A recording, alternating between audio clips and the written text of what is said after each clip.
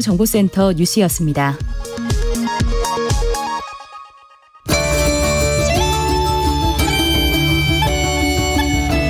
주진우 라이브 특별기획 박노자의 왜.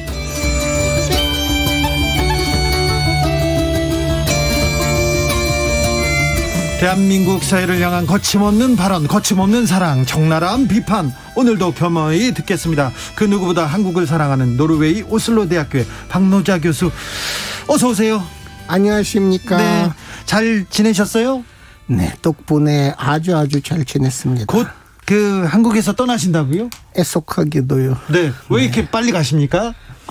제 노모가 지금 핀란드에 계시는데 제가 나중에 그 노모를 뵈러 노시아로 가기가 많이 힘들 것 같아서 네. 그나마 갈 수 있는 핀란드에 들렸다가 이제 노르웨이를 가려고 합니다. 아, 그렇습니까? 네. 아이고, 이렇게 또 지혜로우신데 효자까지. 효자는 아니지만 네, 효자시죠. 박노자 교수님이 저하고 동갑이에요. 사실 친구예요. 노자야. 노자야. 네, 우리 노자. 동갑이거든요. 그런데 이렇게 지혜로우시고 이렇게 또 효심까지 있네요. 자, 가보겠습니다. 자, 이번에 한국에 오셔가지고 한국 사회가 어떻게 좀 변했다 생각하는 점이 있었습니까? 일면으로는 제가 예를 들어서는 국연 일출이 많이 댕겼는데 네. 장애인을 위한, 그러니까 휠체어 사용자를 위한, 네. 예를 들어서는 이렇게 계단 대신에 이런 들어갈 수 있는 그 접근로들이 네. 곳곳이 생긴 거는 대단히 반가웠습니다. 아, 그렇습니까? 그러니까 제가 한국에선 90년대 말에 살았고 그 네. 후에도 정기적으로 방문하고 그랬지만 이렇게 장애인에 대한 배려가 여태까지 별로 눈에 띄진 않았는데. 네. 한국의 코로나 방역에 대해서는 어떻게 보셨어요? 직접 밖에서 보다가 들어와서 보시니까. 일단은 상당히 효율적이었다고 생각합니다. 그리고 제일 중요한 것은 예컨대 노르웨이와 달리 한국은 국경을 폐쇄하지는 않았습니다. 네. 폐쇄하지 않고도 그러니까 입국자를 받아들이면서도 유럽 국가보다는 훨씬 더 확진자 수를 줄일 수가 있었는데 네. 그만큼은 상당히 잘 맞는 정책이었다고 생각합니다. 그렇습니까? 네. 얼마 전에 UN 무역개발회의에서 한국 이제 개발도상국 아니고 선진국이라고 지위를 변경했어요. 그런데 경제적으로는 선진국이 맞는 것 같아요. 여러 면에서. 그런데 한국이 선진국으로서 이거는 좀 부족하다, 이런 부분들 보이시죠? 경제적으로는 구매력 기준으로 본다면 한국의 1인당 국민소득이 PPP 구매력 기준으로는 이미 48,000불, 일본보다 높습니다. 그래요? 일본이 44,000불이고요. 네. 그리고 유럽 연합의 평균하고 거의 같습니다. 그러니까 경제적으로 의심의 여지는 없는데 네.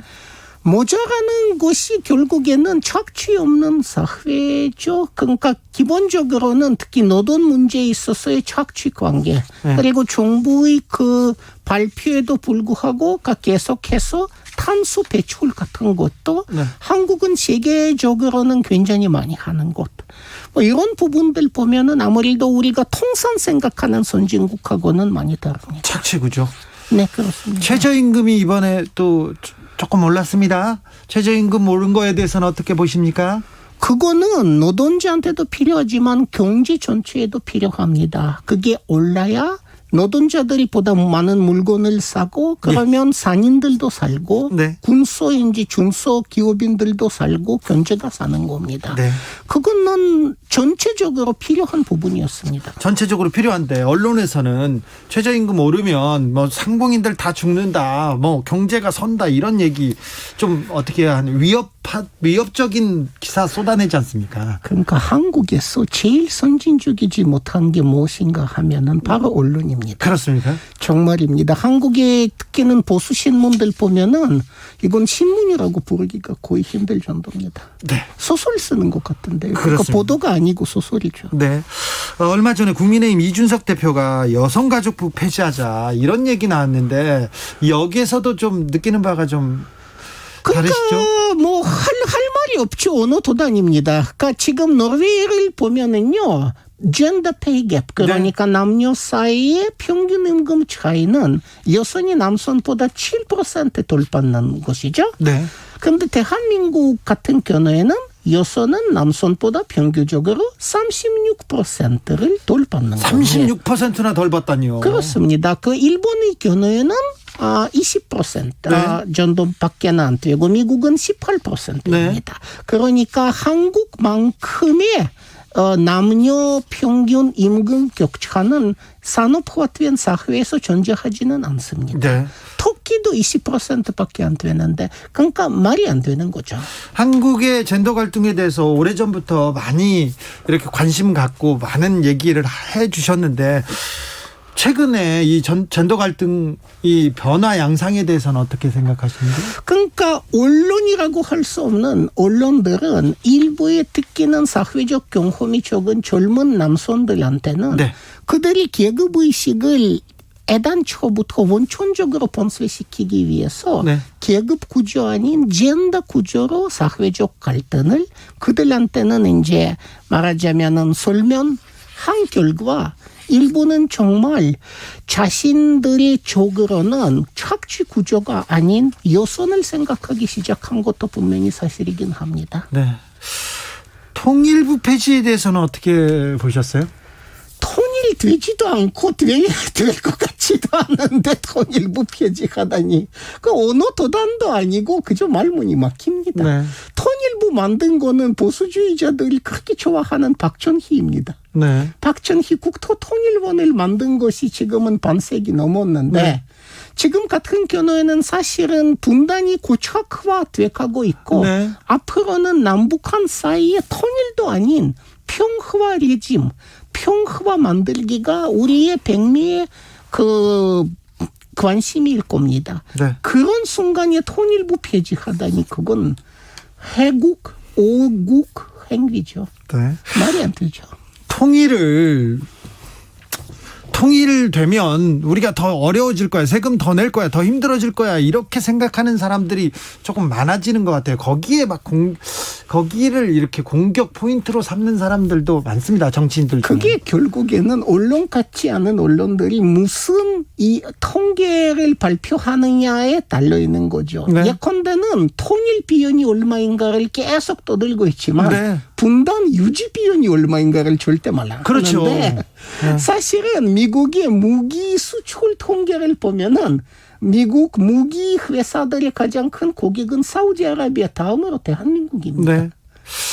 실제로 통일에 대한 의식이 많이 달라지고 있습니다. 이거 언론 그럴 때는 언론 때문에 그런 것 같은데 북한을 우리 민족이 아닌 다른 국가로 봐야 된다. 외교부면 충분하다. 이런 얘기를 정치권에서도 서슴없이 해요. 그러니까 그게 결국에는 분단 고착화 구조, 네. 분단의 고착화로 득을 보고 있는 특히는 극우. 네. 보수 쪽에는 본인들의 단기적인 이해관계를 위해서 한반도의 장기적 미래를 희생시키는 것입니다. 네. 교수님, 대선 어떻게 보고 계시는지 좀 물어보겠습니다.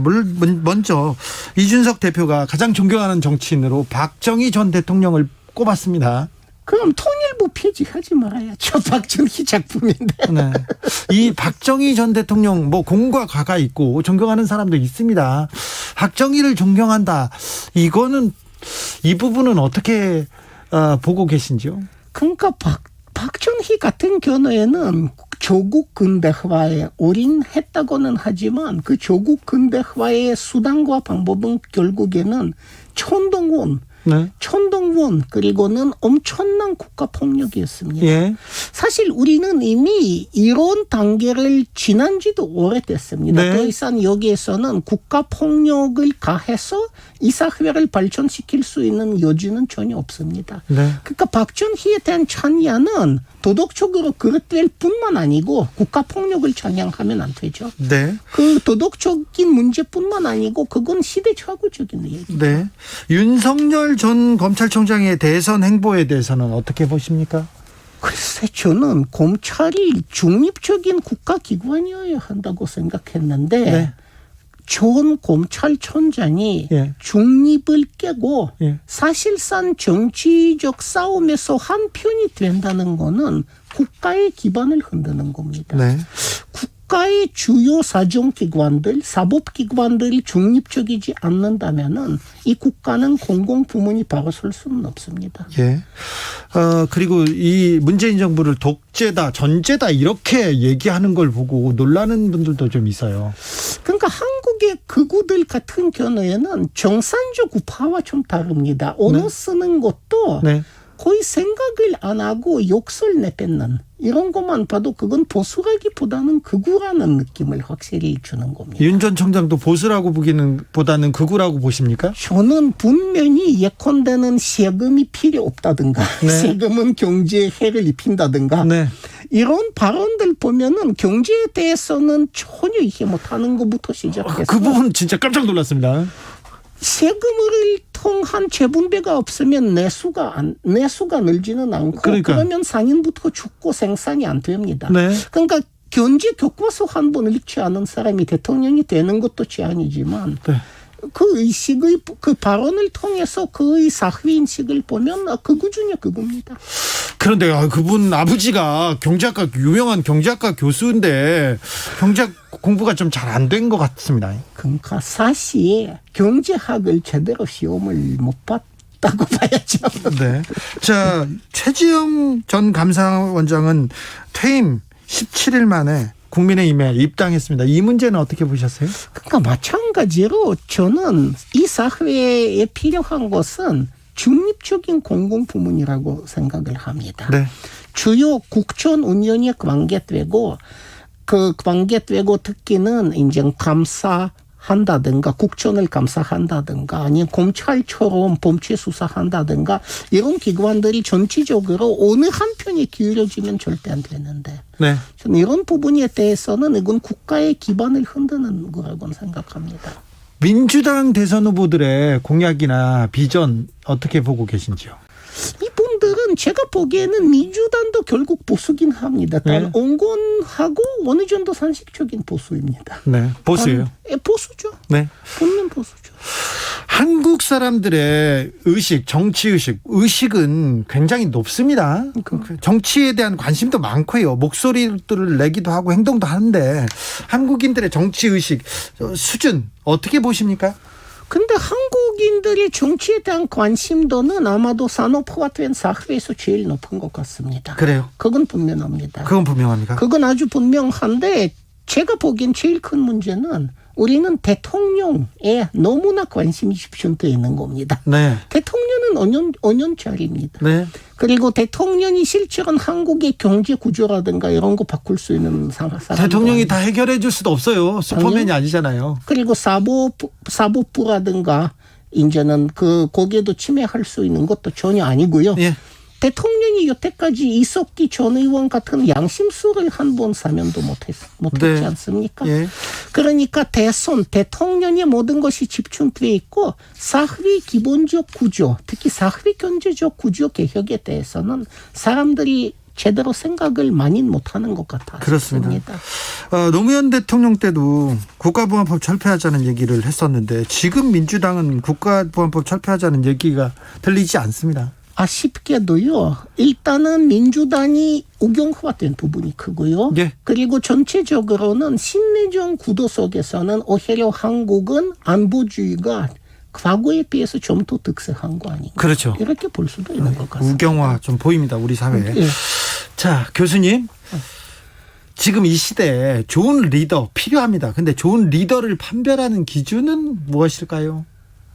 이 사람은 이 사회에서 가장 억압받고 가장 약자인 사람들에 대해서 생각해 주느냐입니다. 그래요? 그러니까 이번에 서울대에서는 예컨대 천선 노동자 한 분이 안타깝게 네. 목숨을 잃었는데 그런 일들 보고 이 사람이 어떻게 반응하느냐부터 그런 것을 봐야 되지 않습니까?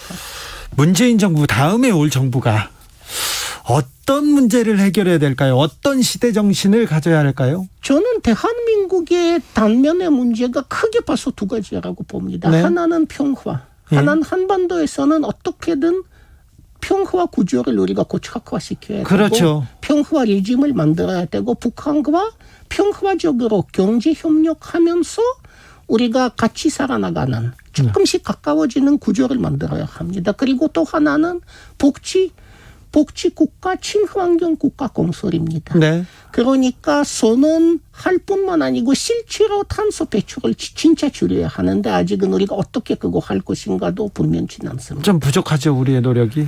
아주 선언들만 난무하고 실질적인 플랜 같은 것도 없는 것 같습니다. 네. 교수님, 백신은 맞으셨어요? 아직은 제가 73세니라 네. 아직 제 연령대가 맞진 않고 그렇죠. 있고요. 친구야, 우리는 아직 못 맞는다. 네, 그렇습니다. 네. 근데 코로나 이거 끝나긴 할까요? 저는 코로나는 내년 내후년쯤에 네. 이제는 어느 정도 정리가 돼도 네. 앞으로 지금 인간이 네. 이 세상의 생태계를 너무나 많이 침해해왔습니다. 네. 침략해왔습니다. 네. 그러니까 앞으로는 이와 같은 유사한 상태들이 정기적으로 주기적으로 생기리라고 생각하고 네. 우리는 늘 준비태세 되어 있는 것 같아요. 그래야 됩니까? 네. 코로나 시대를 어떻게 살아야 됩니까? 그리고 포스트 코로나 이후를 어떻게 대비해야 됩니까, 교수님? 코로나가 보여준 것은 제일 중요한 게 결국은 공공부문이라는 거죠. 네. 공공부문이 약하면은 코로나에 무너지고 맙니다. 네. 앞으로는 코로나보다 더 무서운 유행병들이 올 가능성이 굉장히 크다는 거는 지금 학계에 일치된 의견입니다. 네. 그러니까 우리한테 지금 필요한 거는 강력한 공공부문, 네. 그리고는 무엇보다는 공공의료, 네. 그리고는 잘 되면은 무상의료. 예.